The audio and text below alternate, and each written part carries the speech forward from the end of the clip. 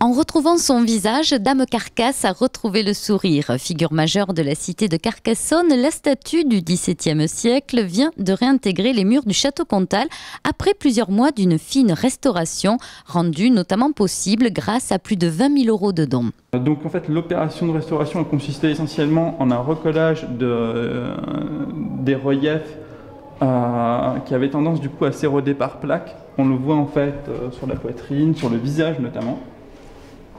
Et puis du coup à enlever en fait ce qui pouvait être enlevé de lichen, de micro-organismes et par un nettoyage par compresse et un réassemblage des différents blocs en cherchant à maintenir une certaine stabilité. On le voit notamment au niveau de la coiffe puisqu'en fait certains de ces blocs, on s'en est aperçu lors de la restauration, ça c'est le côté intéressant de cette restauration qui révèle, ou en tout cas qui met en lumière un peu l'histoire de cette sculpture pour laquelle on a assez peu d'éléments archivistiques.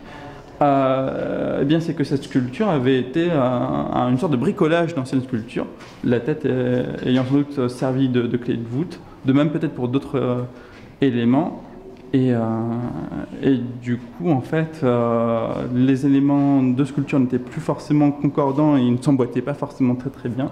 Et c'est pour cette raison que une autre partie du travail de restauration consistait du coup à joindre ces différents blocs. On le voit très bien en fait au niveau de la tête du coup qui avait un autre emploi où on a dû entre guillemets maçonner, en tout cas créer un support jointif entre la tête et la coiffe pour maintenir une stabilité tout en gardant l'idée que c'était une intervention contemporaine et du coup en laissant bien présent à l'œil ce qu'on voit en fait rend très bien.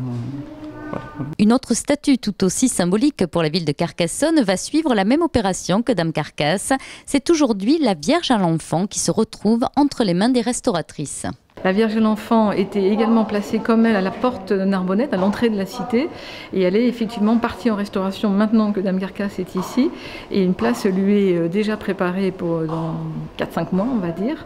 Et surtout, va nous arriver pour pouvoir présenter l'entrée de la cité comme elle pouvait l'être à l'époque où il y avait Dame Carcasse. Pour le public, encore un peu de patience. Donc, Dame Carcasse, elle, révélera ses nouveaux charmes à partir de jeudi 10 septembre au cours d'une journée dédiée à la restauration.